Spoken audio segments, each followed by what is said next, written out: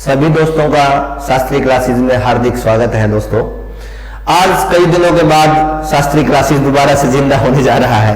ठीक है, कोशिश करेंगे हम वीक में 2 या 3 वीडियो डालें और वो वीडियो आपके लिए बड़ी ही लाभदायक हो।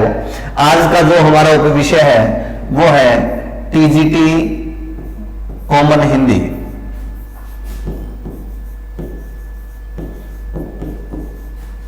जो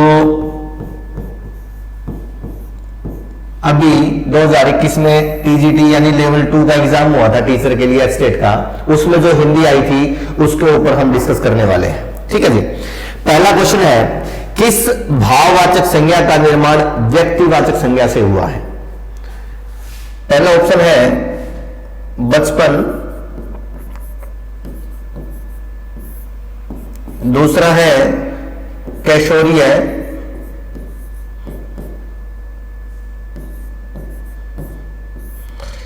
तीसरा है ऐश्वर्य, चौथा है मातृत्व। क्वेश्चन क्या है सुनना, किस भाववाचक संज्ञा का निर्माण व्यक्तिवाचक संज्ञा से हुआ है? अब ये तो बच्चा है, बच्चा तो जातिवाचक होता है, तो ये तो ऑप्शन खत्म हो गया। ये बना है किशोर से, किशोर शब्द विशेषण होता है, ये भी खत्म हो गया। ये शब्द बना है ईश्वर से, और ईश्वर एक होता है और एक जो होता है वो व्यक्तिवाचक संज्ञा होती है, तो इसका जो आंसर हमारा रहेगा वो ऐश्वर्य शब्द रहेगा। ये शब्द माता से बना है, ये तो जातिवाचक संज्ञा से बना है। ठीक है जी, तो अपना जो आंसर रहेगा वो सी ऑप्शन के साथ जाएगा। तो ऐश्वर्य जो शब्द है इसका निर्माण व्यक्तिवाचक संज्ञा से हुआ है। अगला क्वेश्चन है, किस विकल्प में संकेतार्थ वाक्य यानी संकेतवाचक वाक्य बताना है? तो इसमें डी ऑप्शन है वो लिख देता हूं, वही आंसर है हमारा। यदि तुम आओ, यदि तुम आओ तो मैं चलूं, ये आंसर है जिसका। और ये जो क्वेश्चन है कई बार क्या होता है, एच स्टेट वाले क्वेश्चन यूपीएसआई में दे देते हैं या एचएसएससी में दे देते हैं। ये इंपॉर्टेंट क्वेश्चन है जी। ठीक है, अगला क्वेश्चन ध्यान से सुनना, प्रत्येक की दृष्टि से किस शब्द की रचना अनुचित है? ठीक है, 4 ऑप्शन है। एक तो शब्द है मुरैला, मुरैला में प्रत्यय दे रखा है एला। दूसरा ऑप्शन है कंटीला, कंटीला में ऑप्शन जो दे रखा है वो प्रत्यय दिया हुआ है ईला। अगला ऑप्शन है विलीन, विलीन में प्रत्यय दिया हुआ है ईन। और अगला शब्द है ससुराल, ससुराल शब्द स्त्रीलिंग होता है, ध्यान रखना, इसमें आल दिया हुआ है। क्वेश्चन को ध्यान से पढ़ना है, प्रत्येक की दृष्टि से किस शब्द की रचना अनुचित है? तो इसमें तो एला है, सही है। इसमें ईला है, ये भी सही है। ससुराल में आल है। विलीन के अंदर ईन प्रत्यय नहीं होता दोस्तों, ये तो शब्द होता है लीन, और लीन शब्द में जब हम वी उपसर्ग डालेंगे ना तब हमारा शब्द बनेगा विलीन। तो ये अनुचित है, विलीन में वी उपसर्ग होता है न कि ईन प्रत्यय। ठीक है जी।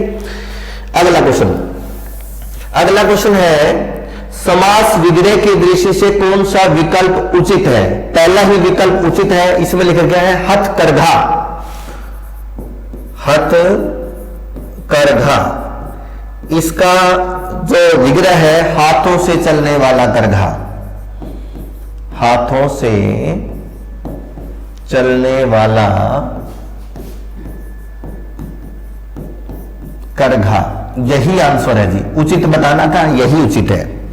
अगला क्वेश्चन है, निम्न में से कौन सा शब्द अनु उपसर्ग से निर्मित नहीं है? ये क्वेश्चन ध्यान से देखा करो भाई। शब्द है अनुपातिक, पहला ऑप्शन अनुपातिक। दूसरा ऑप्शन है अनुदात, तीसरा ऑप्शन है अनुदित,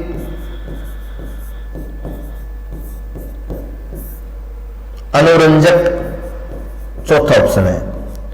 क्वेश्चन हमने पढ़ना है, अनुरंजक शब्द है ये। निम्न में से कौन सा शब्द अनु उपसर्ग से निर्मित नहीं है? अब अनुपात शब्द में एक प्रत्यय जोड़ा, शब्द बना अनुपातिक, यानी पात में हमने अनु जोड़ा तो अनुपात शब्द बना, फिर हमने इसमें एक प्रत्यय जोड़ा तो शब्द बना अनुपातिक। तो अनुपातिक में तो अनु है। अनुदात में अनुदात शब्द बनता है अन प्लस उदात से, तो इसमें अनु नहीं है, अंश वाला हमारा यही रहने वाला है। बता इनको भी देता हूं मैं। यह शब्द बनेगा अनु प्लस उदित से, दीर्घ संधि बनेगी, और यह शब्द बनेगा अनु प्लस रंजक से। तो इसमें अनु उपसर्ग है, इसमें अनु उपसर्ग है, इसमें अनु उपसर्ग है। अनुदात के अंदर अन उपसर्ग होता है, न कि अनु। ठीक है जी। अगला क्वेश्चन है हमारा, किस विकल्प का कथन गलत है? इसमें लिखा हुआ विसर्ग ध्वनि की गणना नासिक्य वर्णों में की जाती है, यही गलत है। विसर्ग ध्वनि की जो गणना होती है ये नासिक्य वर्ण नहीं होते। नासिक्य तो पंचम होते हैं, अंग, य, अण, न, म, ये होते हैं नासिक्य वर्ण। इसके अलावा कोई नासिक्य वर्ण नहीं होता। ठीक है। विसर्ग जो होते हैं, मैंने बताया था विसर्ग का जो उच्चारण होता है वो है की तरह होता है, और है कंठ से बोला जाता, तो विसर्ग भी कहां से बोले जाते हैं? कंठ से। ये उच्चारण स्थान की वीडियो में आप लोग देख सकते हैं। ठीक है जी। अगला सुनेंगे, किस विकल्प के सभी शब्द विदेशज हैं? जो शब्द विदेशी भाषाओं से लिए गए हैं, तो चौथा ऑप्शन है किस्सा, अरबी शब्द है, स्कूल ये भी विदेशी है, इंग्लिश का शब्द है, और हमला ये भी अरबी का शब्द है। ये तीनों ही शब्द जो है वो विदेशज शब्द है दोस्तों। ठीक है। पर्यायवाची शब्दों के संदर्भ में असंगत विकल्प चुनिए। असंगत, कौवा वाला असंगत है जी। कौवा के जो पर्यायवाची दे रखे हैं, प्रियक, प्रियक नहीं होता कौवा। ठीक है। कौवे को हम उड़ाने की कोशिश करते हैं, ये अच्छा नहीं बोलता, कड़वा होता है ये। प्रियक, मधुदूत, अति सौरभ, ये तो भंवरे के पर्यायवाची है, न कि कौवे के। तो यही हमारा आंसर रहने वाला है। अगला प्रश्न है, किस वाक्य में परिमाणवाचक विशेषण का प्रयोग हुआ है? पहला है, मैं नीली कमीज नहीं पहनता। जी नहीं, परिमाणवाचक होता नापने तोड़ने वाली चीजें। इस बार बारिश में बहुत ओले गिरे। बहुत ओले गिरे, यही आंसर है जी। बहुत ओले गिरे। ओलों की विशेषता बताई, बहुत ज्यादा गिरे, लेकिन ओलों को हम गिन नहीं सकते, तोल सकते हैं, तो इसी में परिमाणवाचक विशेषण का प्रयोग है। विपत्ति के समय थोड़ी सहायता भी बड़ी होती है। उक्त भाव की व्यंजक लोकोक्ति बतानी है, तो डूबते को तिनके का सहारा। डूबते को तिनके का सहारा, इसका जो अर्थ बनेगा वो बनेगा विपत्ति के समय थोड़ी सी सहायता भी बड़ी होती है। किस वाक्य में सर्वनाम संबंधी अशुद्धि है? इसमें एक ऑप्शन दिया हुआ है, मेरे को कुछ भी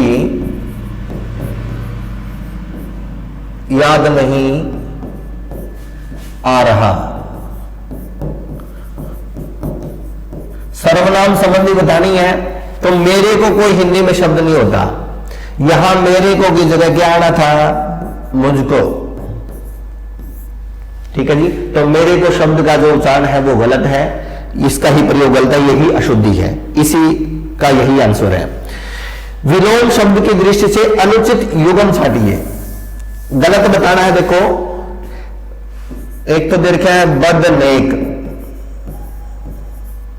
बद होता है बुराई, नेक होता है भलाई। नेकी कर दरिया में डाल। एक शब्द है विस्तृत,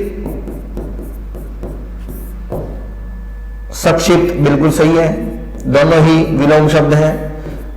विस्तृत का मतलब विस्तार करना, संक्षिप्त का मतलब सिकोड़ना। मधुर कटु, यह भी सही है, मधुर का मतलब मीठा, कटु का मतलब कड़वा। दुष्चरित्र, दुष्चरित्र, निश्चरित्र, दोनों का एक ही अर्थ है जी। दोनों का बुरा चरित्र, दोनों ही आपस में पर्यायवाची शब्द हैं। यही इसका आंसर रहने वाला, अनुचित यही है। क्रिया के संबंध में कौन सा युग्म अनुचित है? गलत बताना है। भिखारी सड़क पर चिल्ला रहे थे, अकर्मक क्रिया सही है। राधा श्याम को पत्र लिखती है, द्विकर्मक क्रिया, यह भी सही है। बगीचे में मोर नाच रहा है, सकर्मक लिखा हुआ जी नहीं। नाचना जो क्रिया होती है वो अकर्मक होती है, यही इसका आंसर रहने वाला है।